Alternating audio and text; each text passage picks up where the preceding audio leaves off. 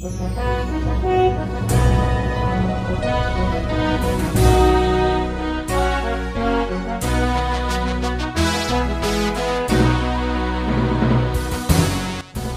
bagi saudara sekalian. Marilah kita siapkan hadiran pikiran kita untuk menyambut firman Tuhan. Kita berdoa. Damai sejahtera Allah yang melampaui segala akal, itulah yang memelihara hati dan pikiranmu di dalam Kristus Yesus Tuhan kita. Amin. Saudara yang terkasih, firman Tuhan yang menjenas khotbah dalam ibadah Minggu tanggal 16 Juni tahun 2024 tertulis dalam 2 Korintus pasal yang ke-5, ayat yang ke-6 hingga ayat yang ke-10. Beginilah firman Tuhan. Maka oleh karena itu hati kami senantiasa tabah, meskipun kami sadar bahwa selama kami mendiami tubuh ini, kami masih jauh dari Tuhan. Sebab hidup kami ini adalah hidup karena percaya, bukan karena melihat. Tetapi hati kami tabah, dan terlebih suka kami beralih dari tubuh ini untuk menetap pada Tuhan. Sebab itu juga kami berusaha, baik kami diam di dalam tubuh ini, maupun kami diam di luarnya, supaya kami berkenan kepadanya. Sebab kita semua harus menghadap tahta pengadilan Kristus, supaya setiap orang memperoleh apa yang patut diterimanya, sesuai dengan yang dilakukannya dalam hidupnya ini, baik ataupun jahat. Demikian pembacaan firman Tuhan. Saudara terkasih, ada seorang pria yang ingin menikmati masa pensiunnya setelah puluhan tahun bekerja di sebuah perusahaan besar di ibu kota. Selama ia bekerja di sana, sudah begitu banyak hal yang telah ia lalui. Kadang ia menerima teguran dari atasannya, kadang ia merasa tidak dihargai, kadang ia merasa kurang dihormati. Di tengah persiapan masa pensiunnya itu, ia sudah berencana untuk pindah ke sebuah kota kecil. Di sana ia akan menikmati masa pensiun dengan tenang, jauh dari hiruk-pikuk keramaian di kota, jauh dari tekanan dan kritikan, jauh dari permasalahan. 6 bulan pertama, ia begitu menikmati masa pensiunnya di kota kecil tersebut. Namun setelah itu ia mulai merasa tidak tenang karena ternyata tetangganya menyebalkan. Para saudara-saudaranya masih sering meneleponnya untuk meminjam uang, dan kadangkala ia masih bertengkar dengan istrinya. Belum lagi masalah kesehatan yang sudah mulai mengganggunya. Kakinya sering sakit kalau berjalan. Akhirnya ia sadar bahwa hidup di dunia ini penuh dengan lika-liku, dengan sederetan pergumulan. Tidak ada yang abadi. Jemaat yang dikasihi Tuhan, sungguh benar bahwa hidup di dunia ini adalah sementara. Maka untuk itu, dalam menjalani hidup ini, tentunya kita harus mampu menjaga kualitas hidup beriman kita, agar tetap bisa menjalani hidup ini seturut dengan kehendak Tuhan sebelum segalanya berlalu. Saudara terkasih, firman Tuhan saat ini diambil dari surat 2 Korintus yang merupakan lanjutan dari surat 1 Korintus yang dituliskan oleh Rasul Paulus, yang menjelaskan tentang bagaimana beratnya pergumulan yang dialami oleh Rasul Paulus. Sesungguhnya Paulus sudah begitu tulus memberikan keseluruhan hidupnya untuk mewartakan Injil. Ia menggembalakan dan mendoakan jemaat itu agar sungguh-sungguh percaya pada Tuhan Yesus, sehingga mereka benar-benar hidup dalam kebenaran. Namun sangat berbeda dengan jemaat lain yang pernah dilayani Rasul Paulus. Jemaat Korintus begitu sering mengecewakan hati Paulus, di mana pada saat itu warga jemaat Korintus masih sulit melepaskan dirinya dari berbagai gaya hidup bebas yang dilakoni oleh orang-orang Korintus saat itu. Mereka masih terbiasa dengan berbagai perbuatan kedagingan yang bertentangan dengan nilai-nilai kekristenan. Di samping itu, situasi semakin runyam akibat pengajaran sesat yang disampaikan oleh para guru palsu yang menentang berita Injil yang diberitakan oleh Paulus. Bahkan mereka mempengaruhi jemaat Korintus untuk mempertanyakan keabsahan kerasulan dari Paulus. Sungguh begitu berat pergumulan yang dialami oleh Paulus. Dalam segala hal, Paulus dan rekan sekerjanya ditindas, namun tidak terjepit. Mereka habis akal, namun tidak putus asa. Mereka dianiaya, namun tidak ditinggalkan sendirian. Mereka dihempaskan, namun tidak binasa. Semuanya dapat mereka lalui oleh karena pertolongan Tuhan. Memang pada akhirnya Paulus meninggalkan Korintus akibat situasi yang tidak kondusif lagi, dan hal itu membuat jemaat Korintus semakin mempertanyakan, bahkan meragukan kerasulan Paulus. Tetapi hal itu tidak menyurutkan niat Paulus untuk menuntun jemaat Korintus agar mereka hidup dalam kebenaran.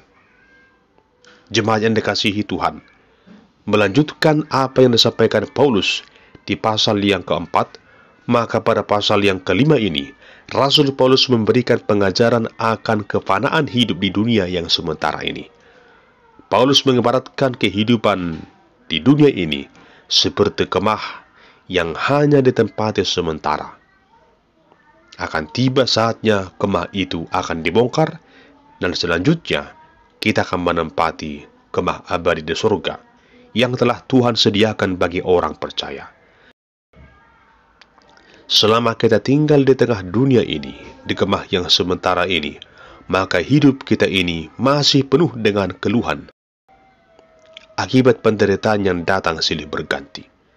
Rasul Paulus juga menegur sikap orang Korintus yang sudah mengetahui apa kebenaran itu dan bagaimana kemah baru yang akan Tuhan berikan kelak. Namun mereka masih belum rela meninggalkan segala kebiasaan lama di kemah yang lama itu. Mereka rindu, tapi tidak rela. Paulus mengibaratkannya seperti keadaan seorang yang ingin mengenakan pakaian yang baru, tapi tidak mau meninggalkan yang lama. Namun disinilah letak kekuatan seorang percaya, sebagaimana dikatakan Paulus, bahwa dalam menantikan itu semua, sesungguhnya Tuhan telah mengaruniakan Roh Kudus sebagai jaminan yang akan membimbing setiap orang percaya untuk tetap setia dalam menantikannya. Roh Kudus yang Tuhan karuniakan itu telah memberikan ketabahan dalam menghadapi segala pergumulan dan juga agar tetap hidup berkenan sekalipun masih hidup di dunia ini. Sebab pada akhir zaman akan tiba waktunya di mana setiap orang akan diperhadapkan dengan tahta pengadilan Kristus, supaya setiap orang memperoleh apa yang patut diterimanya, sesuai dengan yang dilakukannya di dalam hidupnya, baik ataupun jahat. Jemaat yang dikasihi Tuhan, dalam menghadapi segala pergumulan dan kesusahan yang terjadi di tengah dunia ini, Rasul Paulus tidak pernah menyerah atau ragu dengan tuntunan Roh Kudus yang dikaruniakan dalam hidupnya. Tetapi roh itu telah membuatnya tetap tabah, menanggung segala sesuatu, dan senantiasa menjaga dirinya agar tetap hidup berkenan sembari menantikan datangnya kemah abadi yang kekal itu. Satu hal yang menjadi pedoman hidup Paulus sungguh jelas ia sampaikan, sebab hidup kami ini adalah hidup karena percaya, bukan karena melihat. Artinya, sekalipun ia belum melihat kemah abadi itu, namun ia percaya akan adanya surga sebagai tempat abadi yang Tuhan persiapkan bagi setiap orang percaya. Hal ini jugalah yang ia harapkan dan yang membuatnya tabah dalam segala keadaan sulit di tengah-tengah kehidupannya. Jemaat yang dikasihi Kristus, jika pandangan kita hanya didasarkan pada apa yang kelihatan, kita akan sangat mudah terombang-ambing oleh dunia ini. Sebab apa yang tampak tidak dapat menjadi ukuran. Saudara yang terkasih, kekristenan sejati adalah hidup karena percaya, bukan karena melihat. Kalau kita menjalani kehidupan kekristenan yang senantiasa mengandalkan iman percaya, maka kita akan menjadi pribadi yang senantiasa hidup berkemenangan. Dengan iman, kita sanggup melihat apa yang tidak sanggup dilihat oleh mata jasmani kita. Kita sanggup melihat Sisi positif di balik permasalahan yang terjadi dalam kehidupan kita, sama seperti Paulus yang senantiasa tabah dan berpengharapan dalam segala pergumulan yang ia alami saat itu. Karena Paulus yakin bahwa segala kesusahan yang ada di tengah dunia ini hanyalah sementara. Maka dengan demikian halnya dengan kita hendaknya memiliki keyakinan yang kuat akan waktu dan ketentuan yang Tuhan nyatakan di dalam kehidupan kita. Saudara terkasih, sejajar dengan tema minggu ini ada sebuah kisah demikian. Suatu ketika ada sebuah rumah yang mengalami musibah kebakaran. Dengan rasa panik, semua penghuni rumah itu keluar untuk menyelamatkan dirinya. Namun setelah diperhatikan, ternyata masih ada seorang anak kecil yang terperangkap di lantai 2 rumah itu. Oleh karena tidak memungkinkan untuk menerobos rumah itu lagi, maka satu-satunya cara adalah menyuruh anak itu melompat dari lantai 2, dan nantinya ayahnya akan menangkapnya dari bawah. Namun anak itu ketakutan. Ayahnya pun terus memanggil anak itu untuk melompat ke bawah. Akan tetapi anak itu berkata, "Ayah, aku tidak dapat melihatmu. Bagaimana mungkin aku dapat melompat dan tahu kalau ayah akan menangkapku?" Anak itu takut jika dia melompat malah akan menjadi lebih celaka lagi. Kembali ayahnya berkata, "Lompat saja nak, jangan takut sebab ayah melihatmu." Tak lama kemudian, karena sudah yakin dengan perkataan ayahnya itu, di tengah situasi api yang semakin membesar, maka anak itu pun melompat ke bawah meskipun ia tidak melihat apa yang ada di bawah. Namun benar ayahnya itu yang sudah menunggu di bawah berhasil menangkap anaknya itu. Saudara terkasih, kisah itu adalah gambaran dari sikap ketaatan beriman yang teguh. Sekalipun anak itu tidak dapat melihat, namun ia percaya dan taat melakukan apa yang dikatakan oleh ayahnya.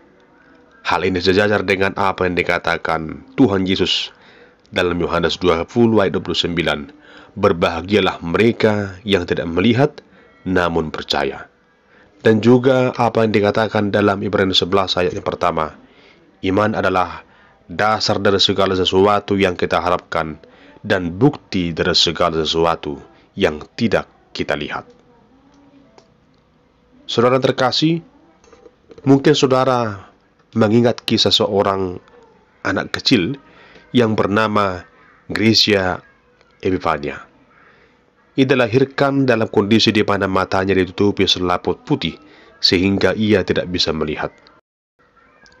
Namun walau ia mengalami keterbatasan fisik yang demikian, ia dibimbing oleh orang tuanya untuk beraktivitas sebagaimana mestinya.